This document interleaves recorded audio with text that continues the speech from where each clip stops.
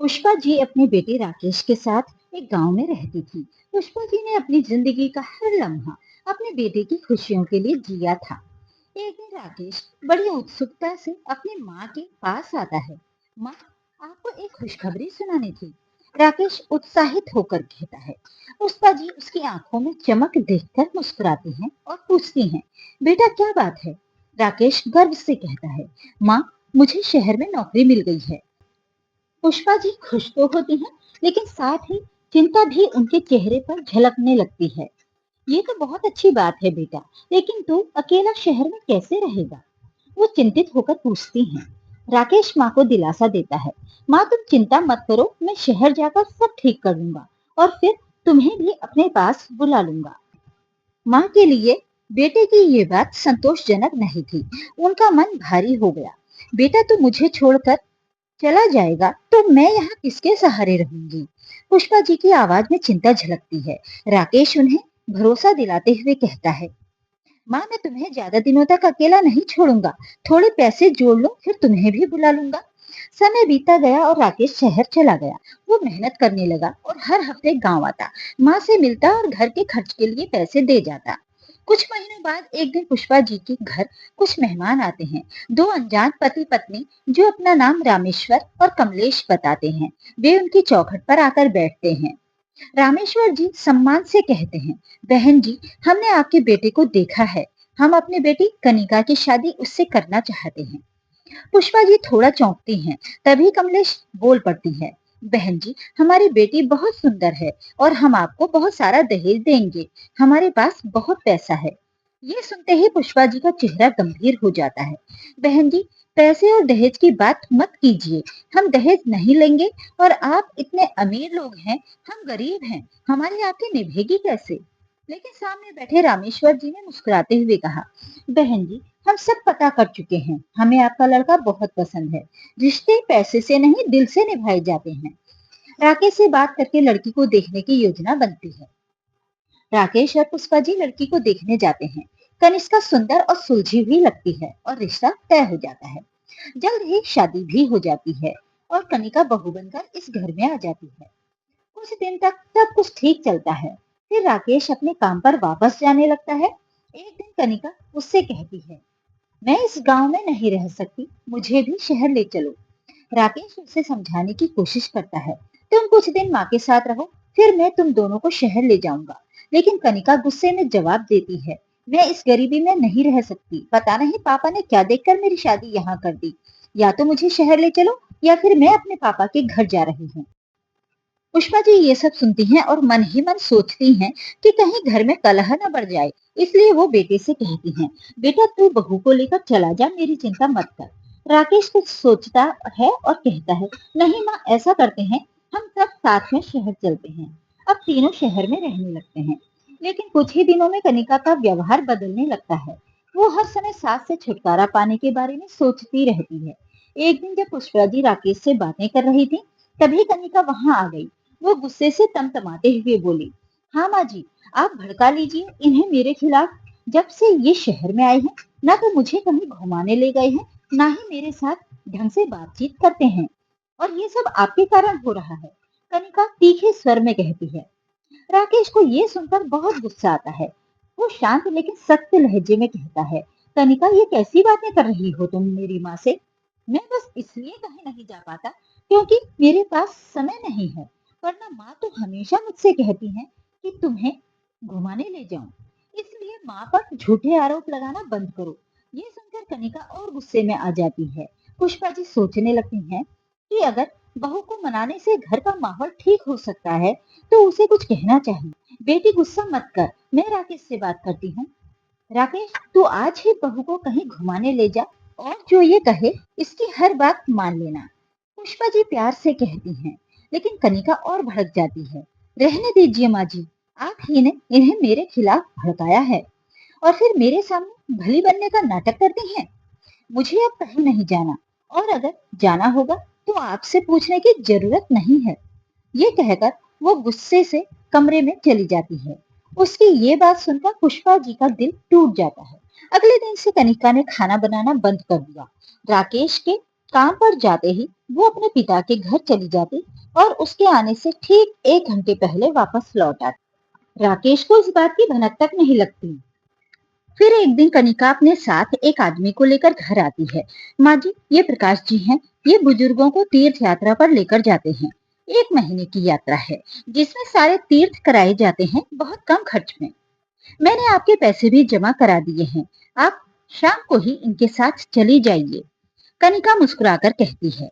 पुष्पा जी थोड़ा असमंजस में पड़ जाती हैं। बेटी, एक बार राकेश से तो पूछ लेने दे। कनिका झट से जवाब देती है। नहीं माँ जी, वो आपको जाने नहीं देंगे और ऐसा मौका आपको दोबारा नहीं मिलेगा। पुष्पा जी बहू की बातों में आकर प्रकाश नाम के व्यक्ति के साथ चली जाती हैं। शाम को जब राकेश घर आता है और माँ को नहीं पाता, तो कनिका बड़ी सहजता से कहती है। माँ जी तीर्थ यात्रा पर चली गईं। उनके गांव से एक आदमी आया था, वो उन्हें अपने साथ ले गया। राकेश परेशान हो जाता है। वो कुछ दिन माँ का इंतजार करता है, फिर गांव जाकर उनका पता करने की कोशिश करता है, लेकिन कोई खबर नहीं मिलती। उधर कनिका बहुत खुश थी। उसके रास्ते का सबसे बड़ा कांटा हमेशा के लिए हट चुका था। इधर पुष्पा जी को प्रकाश रेलवे स्टेशन पर छोड़कर चला जाता है। जब वो सुबह उठती है तो खुद को अनजान जगह पर पाती है। चारों तरफ भीड़ थी, लेकिन कोई अपना नहीं। वो घबरा जाती है और सोचती है, हे भगवान, मैं कहाँ आ गई। राकेश बेटा, तू कहाँ है। कुछ समझ नहीं आता तो पुष्पा जी स्टेशन पर बैठे बैठे रोने लगती हैं, लेकिन वहां कोई उनकी मदद करने वाला नहीं था।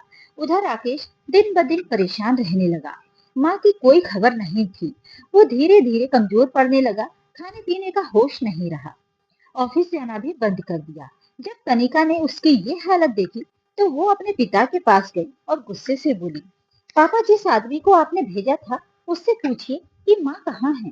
उनके बिना राकेश बीमार पड़ गया है और डॉक्टर ने कहा है कि अगर इन्हें ज्यादा टेंशन रही तो कुछ भी हो सकता है। कनिका के पिता दुखी स्वर में बोले, बेटी, तेरी सास को छोड़ने के बाद वो आदमी वापस आ रहा था, तभी उसका एक्सीडेंट हो गया और वो मर गया। मुझे भी बहुत पछतावा हो रहा है। अब कुछ नहीं कर सकते। ये सुनकर कनिका के पैरों तले जमीन खिसक जाती है। हे भगवान, मैंने ये क्या कर दिया। उसकी आंखों में पश्चाताप के आंसू आ जाते हैं। इधर राकेश की हालत और बिगड़ने लगती है। एक दिन वो कनिका से कमजोर आवाज में कहता है, कनिका, मुझे गांव ले चलो। मैं अपने घर में ही मरना चाहता हूँ। मेरी आखिरी इच्छा पूरी कर दो। कनिका रोने लगती है। उसे समझ नहीं आता कि वो क्या करे। वो फौरन राकेश को लेकर गांव के लिए निकल पड़ती है। गांव पहुंचते ही जब कनिका घर के अंदर जाती है, तो उसकी आंखें फटी की फटी रह जाती हैं। सामने पुष्पा जी रसोई में खाना बना रही थी। माँ राकेश उन्हें देखते ही रोने लगता है और उनकी गोद में गिर जाता है। पुष्पा जी बेटे की हालत देखकर घबरा जाती है। राकेश बेटा, तूने ये क्या हाल बना लिया है। वो उसे सहारा देकर बिठाती हैं। राकेश की आंखों से आंसू रुकने का नाम नहीं लेते। वो कांपती आवाज में पूछता है, माँ, तुम यहाँ कैसे आ गई। मैंने तुम्हें कहाँ कहाँ नहीं ढूंढा। पुष्पा जी गहरी सांस लेती हैं और बताने लगती हैं, बेटा, बहू ने जिस आदमी के साथ मुझे तीर्थ यात्रा पर भेजा था, उसने धोखा दिया और बीच रास्ते में ही मुझे छोड़कर चला गया। मैं अनजान शहर में भटकती रही, फिर किसी तरह गांव वापस आ गई। मुझे लगा कि मेरा शहर में रहना बहू को पसंद नहीं था, इसलिए मैंने वहीं मेहनत मजदूरी करके अपना गुजारा करने का फैसला किया। लेकिन तूने अपनी यह हालत क्यों बना ली। कनिका अब तक फूट फूट कर रोने लगी थी। वो पुष्पा जी के पैरों में गिर गई। माँ जी, मुझे माफ कर दीजिए। आपसे पीछा छुड़ाने के चक्कर में मैंने अपनी ही गृहस्थी को तबाह कर लिया।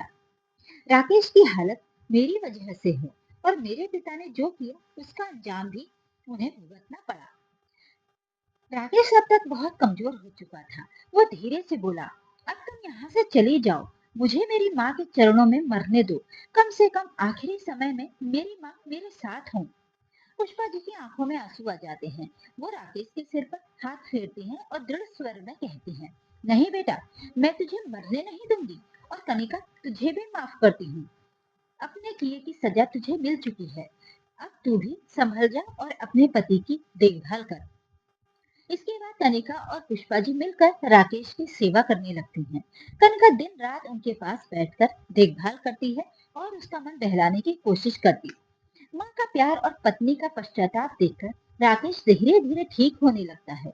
कुछ दिनों बाद राकेश पूरी तरह स्वस्थ हो जाता है।